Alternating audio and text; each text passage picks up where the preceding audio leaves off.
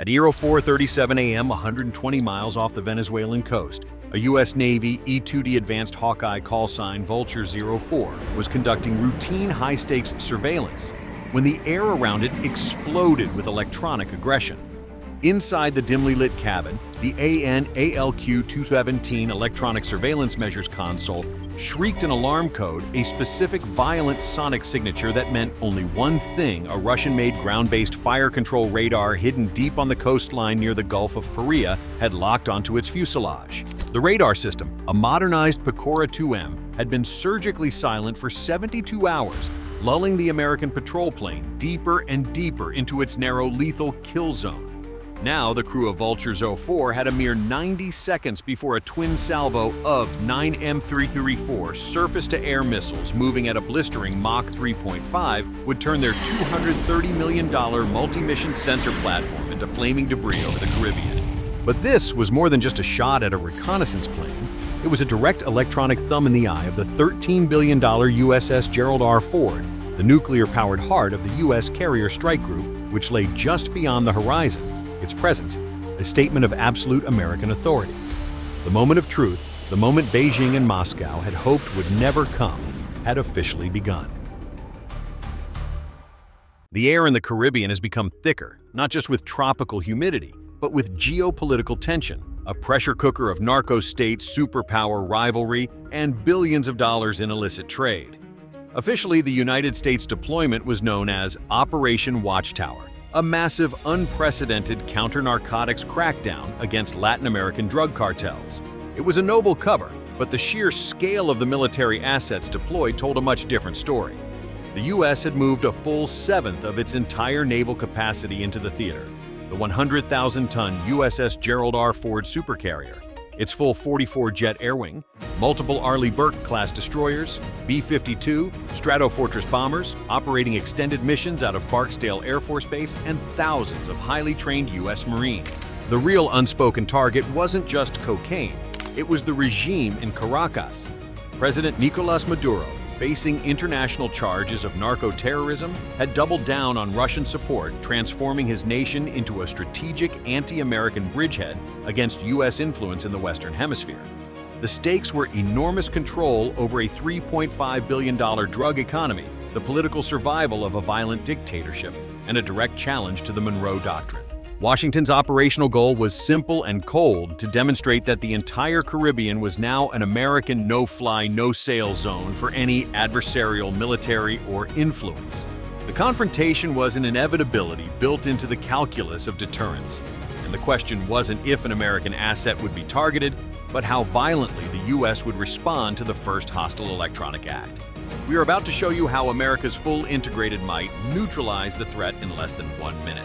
Don't go anywhere.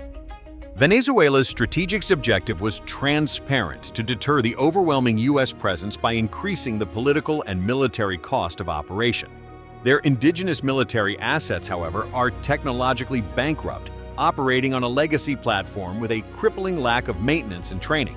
Enter Moscow, Russia, eager to project power and embarrass the U.S. on its home turf without risking its own frontline assets, supplied the Venezuelan military with the lethal, if older, Pechora-2M system, a modernized S-125 mobile surface-to-air missile battery.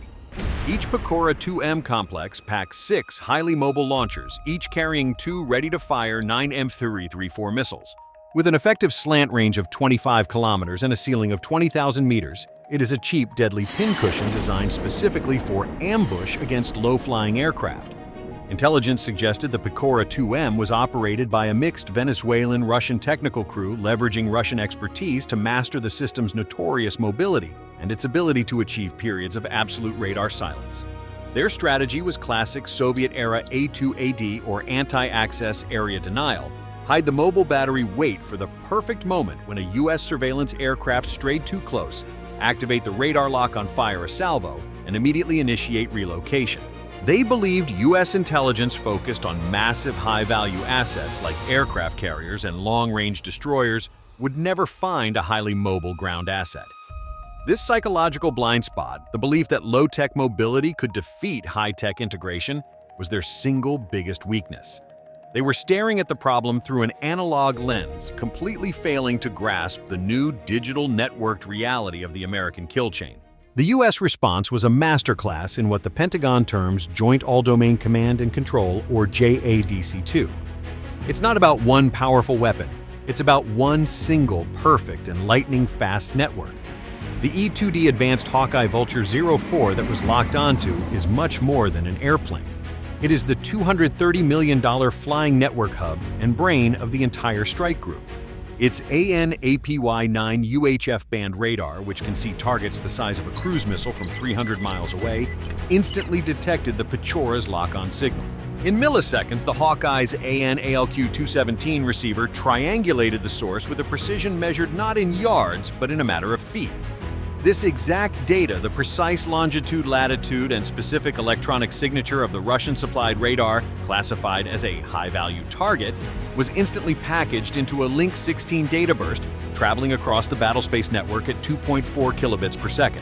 The recipients of this near-instantaneous warning and targeting data were multiple platforms. Simultaneously, the USS Gerald R. Ford, the USS Farragut destroyer, the P-8A Poseidon surveillance aircraft, and most critically, the cockpit of Firebrand 302, an A-18E Super Hornet, already airborne. Firebrand 302, flying at 40,000 feet and already at Mach 0.9, was now a $70 million extension of the strike group's Aegis sensor network, a perfect flying missile platform. But the weapon it carried was the $285,000 AGM-88G Advanced Anti-Radiation Guided Missile, Extended Range, or AARGM-ER. This one 200-pound missile's operational mandate is simple. If a hostile radar transmits it, provides the energy for its own complete and total annihilation. The entire sensor-to-shooter loop, from the E-2D's detection of the hostile lock to the FA-18's launch approval, took just under 3 seconds, at 04:37:45 local time. The Pechora-2M's fire control radar, designated Track 47 on the U.S. tactical display, held its aggressive lock. Inside the camouflaged truck, the Russian commander, convinced of his tactical superiority, gave the final launch order. The E-2D pilot, relying on the Aegis system's projected intercept point, executed a violent defensive split-S maneuver, pulling nearly 6 Gs as the plane dropped 3,000 feet in 3 seconds, while deploying a massive blinding cloud of AN/AL-47 chaff and flares, saturating the air with false radar reflections. 3 seconds after receiving the Link 16 data, the A-18E Super Hornet call sign Firebrand 302, 60 miles away, and flying a holding pattern at 40,000 feet, launched the AARGM-ER. The missile, a 100-pound cylinder of American retribution, immediately ignited its powerful solid-fuel rocket motor. Its GPS INS guidance sent it soaring toward the designated target coordinates, while its onboard anti-radiation seeker instantly zeroed in on the exact unique frequency of the Pechora-2M's Track 47 illumination signal. By 04:38:30, the Pechora's radar operator, celebrating his kill, suddenly saw a new massive blip appear on his scope, closing at a speed of Mach 4. The Pechora-2M was designed to shoot down aircraft. It was now being targeted by a hypervelocity weapon specifically engineered to destroy air defense systems with extreme prejudice. The operator screamed the order to shut down the radar, trying to break the missile's lock, but it was already too late. The AARGM-ER carries an advanced final stage millimeter wave radar, meaning that even if the operator powered off the target radar, the missile would already know its final GPS-confirmed destination. 10 seconds later, the missile's blast fragmentation warhead detonated directly on the phased array antenna of the Pechora-2M's missile guidance and control vehicle. The explosion localized but immense vaporized the highly complex radar dish, and the crew operating the system inside, silencing Track 47 forever. The total time from enemy lock to complete destruction, 56 seconds of flawless American kill chain execution. The silence that followed was absolute and profound. In the E-2D cockpit, the deafening ALR-73 alarm instantly went quiet, replaced by the calm professional voice of the Combat Information Center over the tactical radio. Track 47 neutralized. Proceed with mission. The threat, which had taken Russian technicians weeks to deploy and minutes to activate, was utterly gone in less than a minute of network warfare. The consequences were devastating, extending far beyond the immediate shredded remains of the vehicle. The destroyed Pechora-2M system, valued at roughly $30 million, represented a significant chunk of Venezuela's modern, if aging, air defense capability, a hard, costly loss for Caracas. More importantly, the U.S. had demonstrated the fatal flaw in the Russian A-2D doctrine: as soon as a radar transmits it, provides the energy source for its own destruction. Venezuelan and Russian observers were left with a harrowing, undeniable truth. The U.S. military could now neutralize their mobile air defense assets faster than they could even launch their own missiles. The message was delivered with kinetic force and a $285,000 price tag, an operational proof of concept that could not be ignored. The air was cleared, the critical sea lanes remained open, and the USS Gerald R. Ford continued its mission, having issued a silent, fiery warning that fundamentally altered the strategic balance in the Caribbean. This confrontation was not just about a single missile launch. It was about the perfect lethal convergence of data and kinetic energy. The $230 million E-2D Hawkeye gathered the high-fidelity intelligence. The $13 billion aircraft carrier supported the platform that launched the weapon, and the F/A-18 launched the 285,000er missile. The U.S. didn't send a verbal warning through diplomatic channels.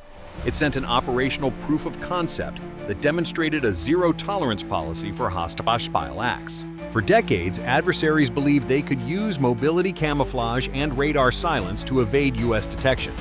This engagement proved that the U.S. kill chain has achieved a level of integration where the air, sea, and electronic domains operate as one single, unstoppable organism, where a threat is identified and eliminated before its operator can even register the danger.